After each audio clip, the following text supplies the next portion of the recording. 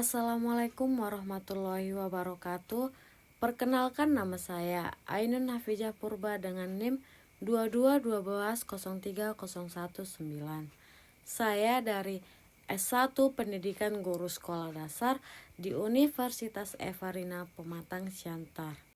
Baik, kepada rekan-rekan, Bapak, Ibu, saudara-saudara sekalian yang saya sayangi dan saya hormati. Di sini, izinkan saya untuk mereview buku yang berjudul Lentera Literasi Digital Indonesia yang terbit pada tahun 2022 dan penulisnya oleh Siswantini dan rekan-rekan. Baik, Lentera Literasi Media Digital adalah bagian tak terpisahkan bagi kaum muda dimanapun mereka berada. Media digital memberi peluang untuk pembelajaran maupun pemberdayaan di bidang ekonomi, politik, sosial, dan berbagai dimensi kehidupan lain. Sebaliknya, media digital juga menawarkan banyak tantangan, dimulai dari etika yang terabaikan saat berinteraksi di media sosial, kecakapan menggunakan media digital yang kurang memadai, keamanan media digital yang belum terjaga dengan baik, dan budaya bermedia digital yang kurang elok. Bab 1 yang berjudul Memahami Literasi Digital. Apa yang dimaksud dengan kompetensi literasi digital? Kemampuan untuk menggunakan media digital, alat komunikasi, atau jaringan mengakses, mengelola, memahami, mengintegrasikan, mengkomunikasikan, mengevaluasi, dan membuat informasi dengan aman dan tepat. Pesatnya perkembangan media digital saat ini tidak lepas dari pesatnya perkembangan teknologi informasi berbasis internet. Sayangnya, kecepatan perkembangan media digital ini tidak sejalan dengan peningkatan keterampilan para penggunanya. Nah, apa resikonya? Dalam pusaran informasi yang begitu cepat di dunia digital, kita sebagai pengguna media digital harus terampil menggunakan media digital. Tanpa keterampilan yang memadai, kita tidak bisa menggunakan media digital secara optimal. Kita juga tidak bisa menghindarkan diri dari beragam konten negatif serta terjebak dalam beragam kejahatan siber. Caranya bagaimana?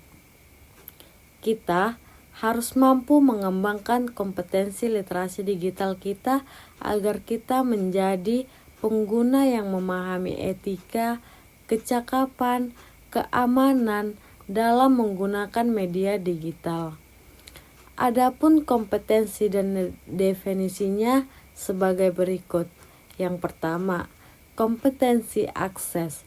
Definisinya adalah kompetensi mengoperasikan media digital secara optimal dengan cara mengenali dan menguasai fitur ragam yang ada. Yang kedua, kompetensi seleksi. Definisinya kompetensi memilih dan memilah informasi dari berbagai sumber agar sesuai dengan kebutuhan. Yang ketiga, kompetensi paham. Definisinya kompetensi memahami dengan baik informasi yang diterima baik dari teks yang tersirat maupun tersurat. Yang keempat, analisis. Kompetensi menganalisis informasi dengan membedah pesan yang disampaikan untuk memahami makna pesan. Yang kelima, verifikasi. Kompetensi melakukan konfirmasi silang dengan informasi sejenis dari beragam sumber lain, atau melakukan cek dengan teliti dan hati-hati untuk memastikan kebenaran informasi. Yang keenam, evaluasi. Kompetensi mempertimbangkan ragam resiko sebelum mendistribusikan informasi dengan mempertimbangkan cara dan yang akan digunakan. Yang ketujuh, distribusi. Kompetensi membagikan informasi dengan mempertimbangkan siapa akan mengakses informasi tersebut. Yang kedelapan, produksi. Kompetensi menyusun dan menghasilkan informasi yang akurat, jelas, memperhatikan etik dan kaidah hukum yang berlaku. Selanjutnya, seperti apa kompetensi digital di kaum muda Indonesia? Anak muda Indonesia banyak sekali yang pakai internet dan media sosial. Tapi, meskipun mereka sering main media sosial, kemampuan mereka untuk menggunakan internet secara cerdas dan aman masih perlu ditingkatkan. Menurut penelitian, anak muda Indonesia lebih jago dalam mengakses internet dan berbagai fitur di dalamnya. Tapi, mereka kurang bisa bekerja sama dengan orang lain secara online dan kurang paham tentang keamanan saat berselancar di dunia maya. Selanjutnya masuk ke bab 2 yang berjudul Kawan Muda Etis Bermedia Digital.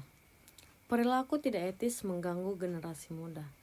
Efek perilaku tidak etis di media digital tidak hanya pada pelakunya, namun juga pada pihak yang menjadi sasaran.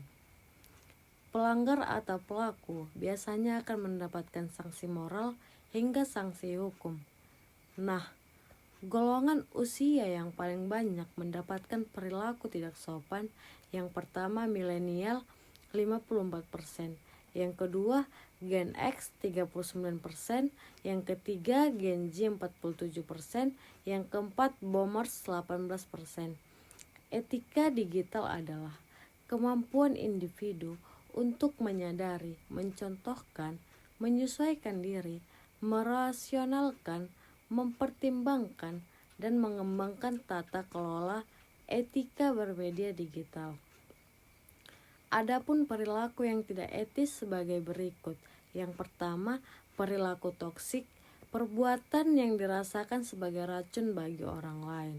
Yang kedua, cyberbullying, perilaku agresif dan bertujuan menakuti, membuat marah atau mempermalukan pihak yang lain dilakukan suatu kelompok atau individu menggunakan media elektronik secara berulang-ulang ke waktu terhadap seseorang yang dianggap tidak mudah melakukan perlawanan atas tindakan tersebut. Yang ketiga, ancaman sara, suatu perilaku yang menyinggung sentimen negatif suku, agama, ras, antar golongan. Yang keempat, pornografi, pengembaraan tingkah laku secara erotis dengan lukisan atau tulisan untuk membangkitkan nafsu birahi. Selanjutnya, apa sih yang termasuk perilaku toksik? Yang pertama, narsistik, perilaku tidak memiliki rasa empati dan simpati kepada orang lain. Yang kedua, cyberbullying, melakukan kekerasan, penghinaan kepada orang lain di ruang digital. Yang ketiga, harassment, perilaku mengganggu dan menyusahkan. Yang keempat, flaming, perilaku intimidasi dan pelecehan. Mengapa banyak orang galak di internet? Psikolog John Suller merujuk perilaku online ODE atau Online Disinhibition Effects yang merupakan fenomena yang begitu marak di era digital, yaitu kondisi di mana perilaku seseorang di dunia maya tidak sama seperti apa yang biasanya mereka lakukan ketika berinteraksi secara langsung. Saat berada di dunia maya, mereka merasa lebih bebas, lebih terbuka untuk dapat mengekspresikan diri sendiri karena tidak adanya identitas pribadi atau anonimitas. Being Design, seseorang mengekspresikan perasaan harapan kekhawatiran, atau menunjukkan kebaikan dan kemurahan hati yang biasanya tidak diungkapkan di dunia nyata. Yang kedua ada toxic disinhibition. Seseorang menggunakan bahasa yang kasar, kritik yang pedas, ungkapan kebencian, bahkan ancaman sehari-hari tidak diucapkan di dunia nyata. Toxic disinhibition juga bisa berarti menjelajahi dunia yang biasanya dihindari di dunia nyata seperti bullying, pornografi, dan SARA. Selain dua faktor itu, ternyata ada juga penyebab lainnya yang membuat orang galak di internet. Yang pertama, ada anonimitas, kemungkinan seseorang untuk menyembunyikan atau mengubah identitas asli mereka dan memisahkan tindakan mereka secara online dengan dunia nyata. Yang kedua, tidak terlihat digambarkan bahwa individu tidak dapat melihat orang lain sehingga memberikan keberanian untuk melakukan sesuatu secara online tanpa ada pertimbangan. Yang ketiga, asinkronitas, rentang waktu dalam komunikasi online yang memungkinkan respon tertunda dapat melarikan diri setelah menggunakan pesan pribadi yang emosional. Yang keempat, introjeksi solipsis menggambarkan ekspresi atau suara orang lain di dalam imajinasi selama komunikasi online. Selanjutnya, ada bullying. Apa itu bullying? Bullying atau perundungan merupakan suatu tindakan merendahkan orang atau pihak lain dengan tujuan menyakitinya dan menekannya. Pihak korban menjadi tidak nyaman dan tertekan, bahkan bisa berujung trauma yang bisa membahayakan dirinya. Pada sisi lain, kita perlu menyadari bahwa siapapun bisa menjadi korban perundungan, termasuk kita sendiri. Oleh karena itu, kita perlu melindungi diri kita dengan daya tahan digital dengan cara cintai diri. Artinya, kita respect atau bersikap positif pada diri sendiri. Ketika ada yang merundung kita, jangan serta-merta lalu menyalahkan diri sendiri. Bisa jadi masalahnya ada di diri pelaku perundungan. Agar perundungan tidak berkembang buruk, kita bisa berkomunikasi dengan orang tua, guru.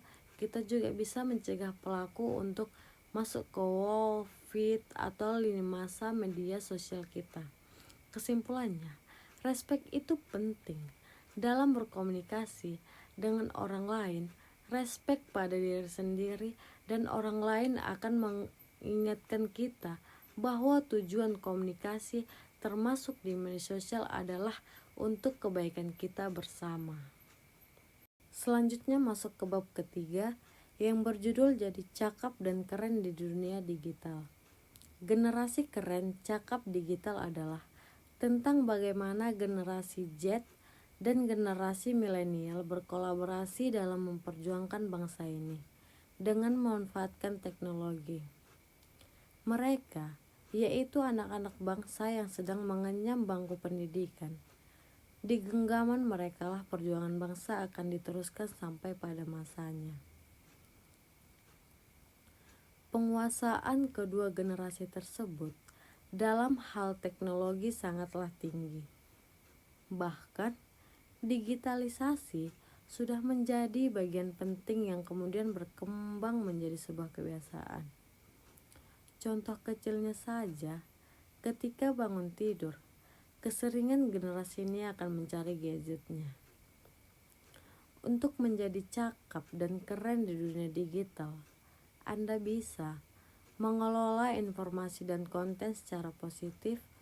Tidak semua informasi di internet, baik atau berita hoaks atau informasi yang tidak berdasarkan fakta.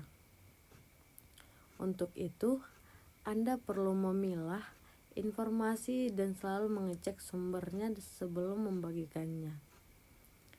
Berinteraksi dengan baik dan sopan, Anda bisa mengajarkan dan membiasakan diri untuk berinteraksi dengan baik dan sopan di dunia maya. Misalnya, ketika melakukan kelas online, Anda harus bisa berkata dengan baik, menghindari sifat diskriminasi atau perilaku yang tidak pantas. Memahami keamanan digital, Anda bisa memastikan keamanan gawai dan media digital dengan menggunakan password yang kuat dan menggunakan verifikasi yang berjenjang. Anda juga harus berhati-hati saat berbelanja online dan pastikan membeli dari penjual terpercaya.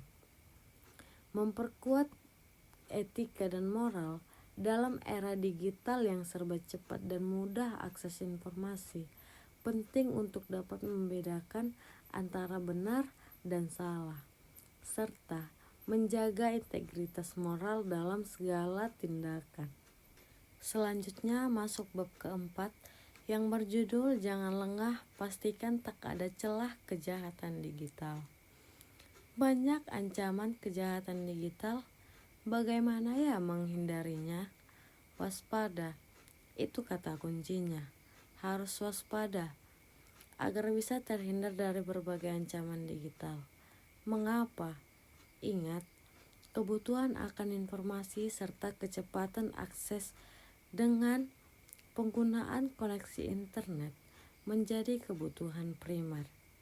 Di era sekarang dan sebagai konsekuensinya, kerahasiaan dan keamanan digital berupa informasi penting baik masing-masing individu maupun organisasi.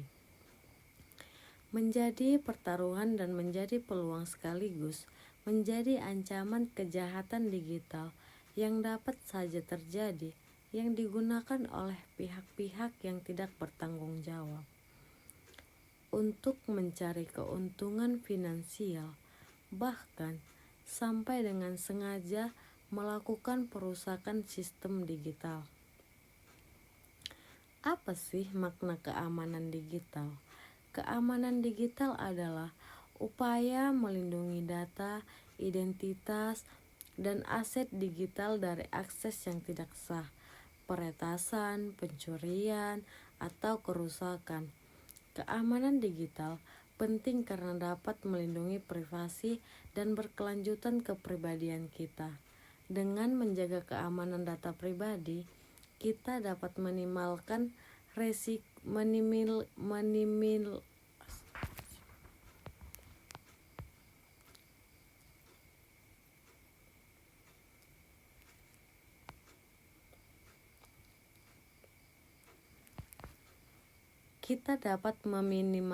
resiko eksploitasi dan pelecehan yang mungkin terjadi dalam ranah digital. Yang pertama, memiliki kompetensi waspada pelanggaran data pribadi dan data privasi dengan kemampuan literasi digital yang baik secara fungsional dan kritis. Maka, kita dapat melindungi data pribadi dan data privasi yang kita miliki agar terhindar dari kejahatan digital setiap saat mengincar kelengahan kita. Berbagai kasus pelanggaran data pribadi dan data privasi umumnya bersumber dari lalainya kita, baik secara pengetahuan, sikap, maupun perilaku, di mana data pribadi dan data privasi merupakan aset yang memiliki nilai sangat berharga. Dalam Undang-Undang 1945, data pribadi dan data privasi merupakan hak setiap warga yang secara bersama-sama harus kita lindungi.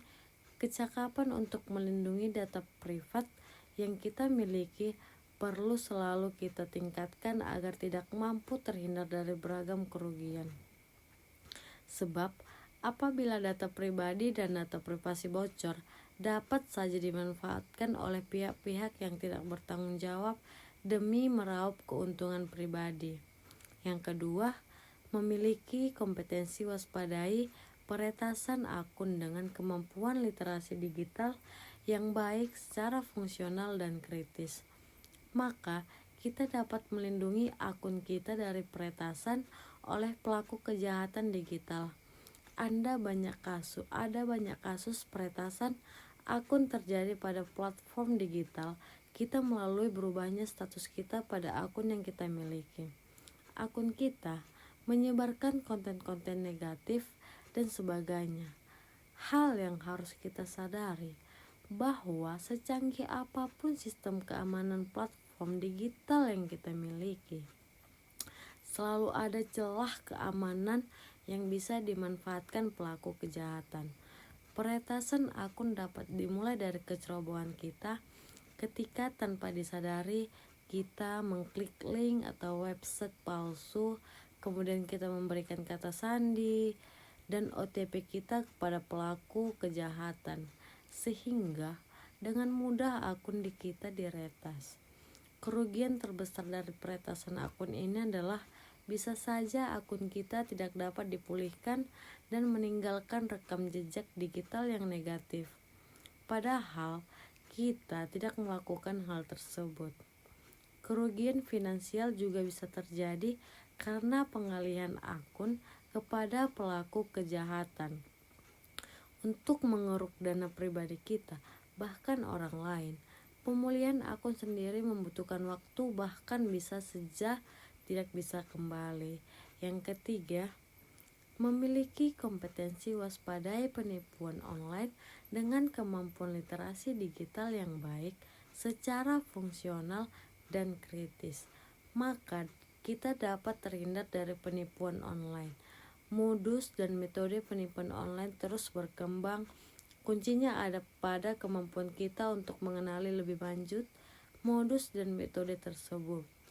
Umumnya, rekayasa sosial menjadi pintu masuk penipuan online, di mana kita dikuras emosi sehingga bersedia memberikan apa saja yang diminta oleh pelaku.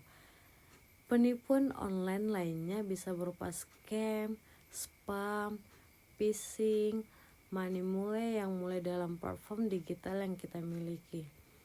Jika kompetensi literasi digital kita lemah, maka dengan mudah para pelaku kejahatan digital ini memperdaya kita, baik masuk melalui email, chat, telepon, dan sebagainya. Penipuan online mengincar kelengahan dan kelalaian kita, maka kerugian finansial bahkan juga kerugian mental dapat menimpa kita. Apa sih sebenarnya yang dimaksud dengan privasi di dunia digital? Apa sih hubungan antara privasi dan data pribadi di dunia digital? Privasi pada dasarnya adalah suatu kondisi di mana terdapat hak seseorang untuk dilindungi. Dengan begitu, bisa kita lihat bahwa pelanggaran privasi terjadi jika di dunia digital ada pengguna media digital lainnya mengganggu kehidupan kita dalam berinteraksi dengan orang lain di dunia maya, maupun menggunakan data pribadi kita secara sembarangan. Bagaimana cara kita meningkatkan kemampuan melindungi data pribadi dan menjaga privasi di dunia digital? Yang pertama, akses fitur dan setting aman digital dan aplikasi digital yang digunakan. Yang kedua, selalu lakukan seleksi informasi agar tidak terjebak dalam penyalahgunaan data. Yang ketiga, pahami informasi dengan baik termasuk yang berhubungan dengan data pribadi. Yang keempat, analisis informasi yang muncul terutama terkait data pribadi diri atau orang lain. Yang kelima, lakukan verifikasi atas informasi data pribadi yang muncul. Yang keenam, selalu evaluasi informasi data pribadi yang diterima. Yang ketujuh, produksi informasi yang relevan untuk publik.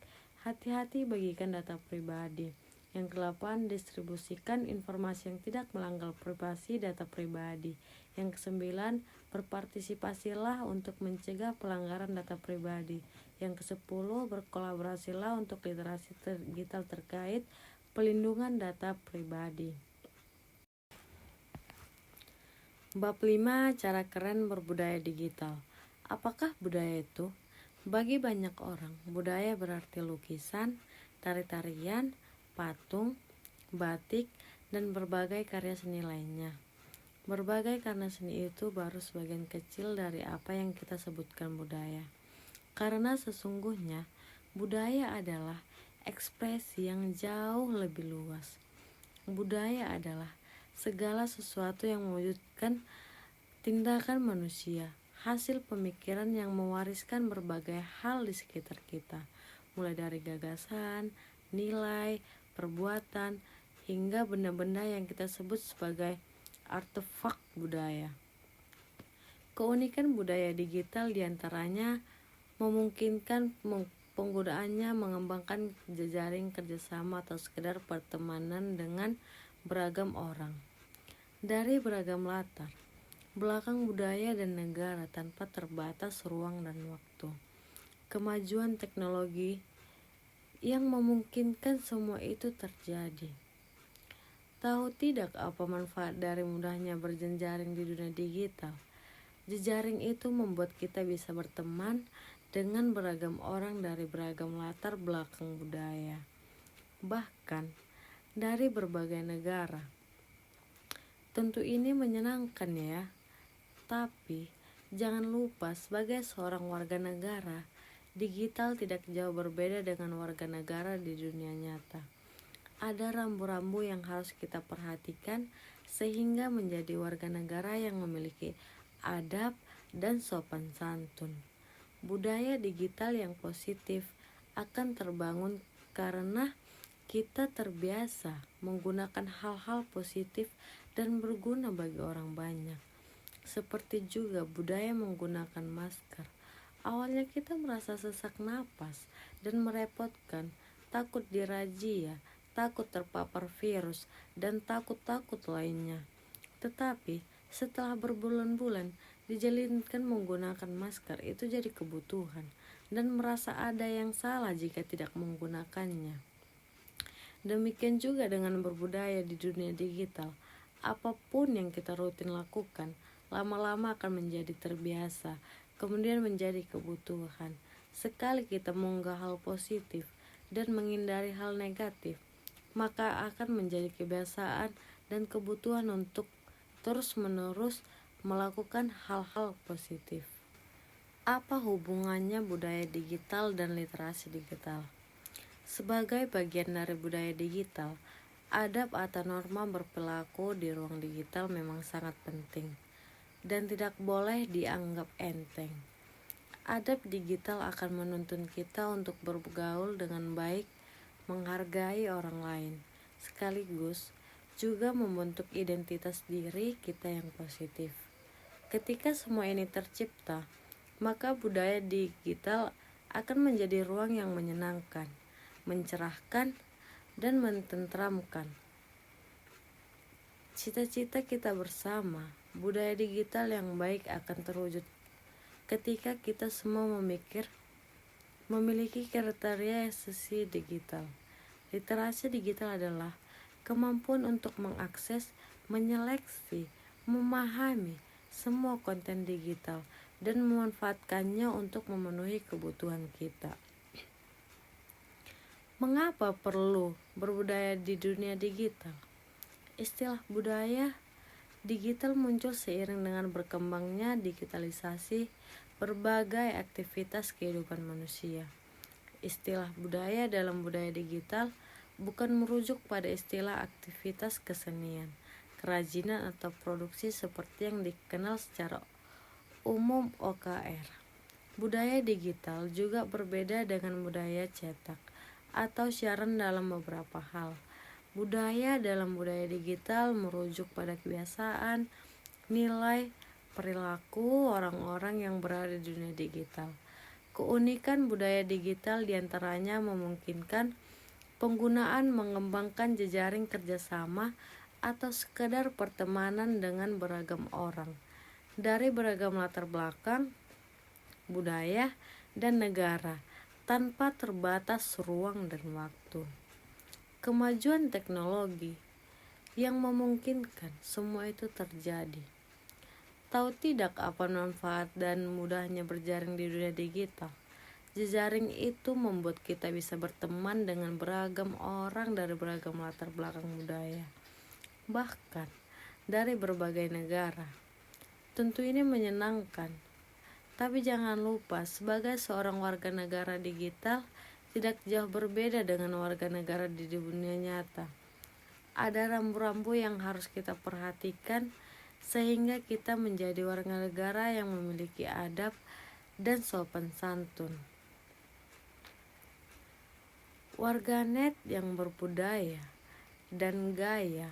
Bermedia digital dengan gaya artinya dapat bersikap dan bertindak keren, sejalan dengan karakteristik positif media digital yang dapat menjalankan banyak peran dengan beragam fungsinya. Media digital yang berbasis internet saling terkomunikasi satu sama lain sehingga dapat menghasilkan banyak hal yang luar biasa.